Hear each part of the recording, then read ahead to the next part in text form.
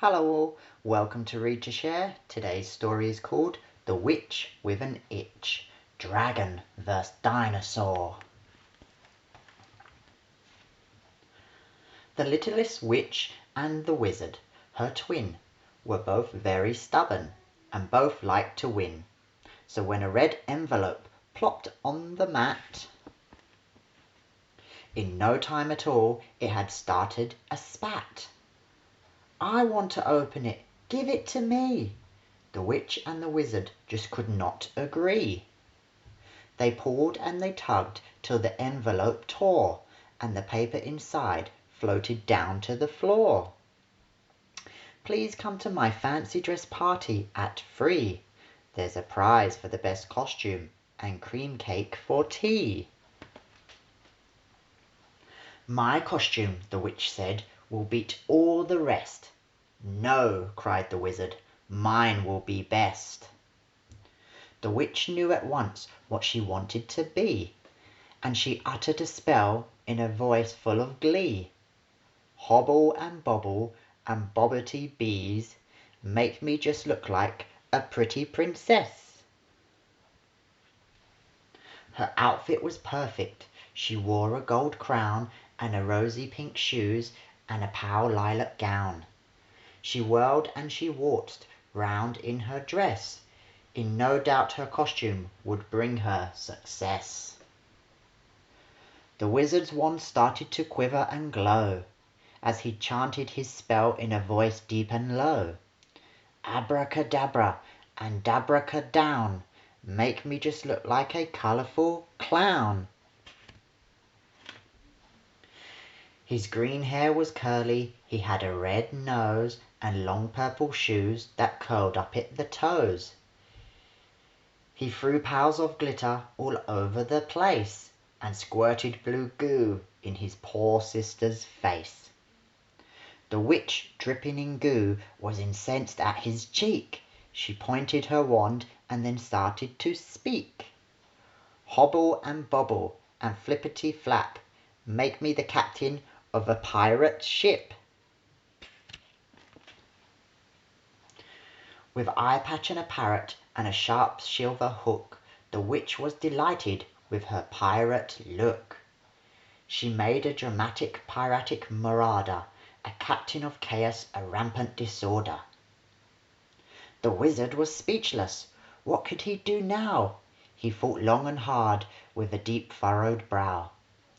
"Abracadabra and dabra delight, make me a dashing and valiant knight."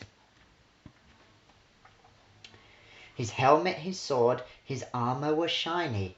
He felt big and brave, even though he was tiny. The contest continued for 10 minutes longer. First she was bigger, then he was stronger, then she was furrier, then he was hairier, then she was spooky, then he was scary. This couldn't go on. They had reached a stalemate. Their battle would never be done at this rate. Then the witch thought of something, a genius spell. The one that would win her the fight, she could tell. "Hobble and bobble and dippity door, make me a hungry, huge dinosaur." Quick as a flash, she grew 10 times her size, with sharp pointy teeth and green angry eyes. The wizard, afraid that he might be eaten up, had one spell to try out before he was beaten. "Abracadabra and dabracaflagon, make me a ginormous fire-breathing dragon." Quick as a flash, he grew 10 times his size, with hot smoky breath and red flashing eyes. The 2 deadly beasts were preparing to fight, one willing to burn and one ready to bite. They seemed to forget they were sister and brother, each thinking only of harming the other. But then the huge dinosaur started to twitch. Her beastly behaviour had summoned the itch. The witch got an itch when she did something wrong, and with danger involved, it was sure to be strong. The dinosaur started to wriggle and roar, then scritching and scratching and crashed down to the floor. Two precious wands took the force of the fall. With that great big bottom, they did stand no chance at all. The spells were both broken, thanks to the itch. The battle was over for wizard and witch.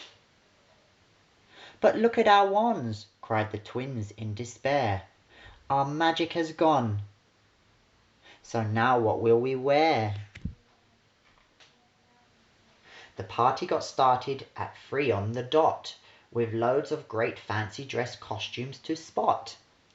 A teapot, a starfish, a robot, a snake, a giant who ate lots and lots of cream cake, a spaceman, a flower, a mermaid, a lizard, but nothing was seen of the witch or the wizard. So who won the prize for the best fancy dress?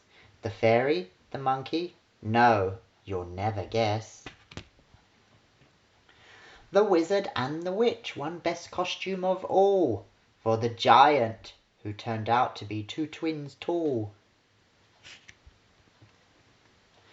And when the new wands arrived, they knew just what to do. A treat was in store for their friends, old and new. The twins used their magic to play, not to fight, so their spells worked out well, with no itches in sight. The end. Thank you for listening. Please subscribe to my channel for future stories.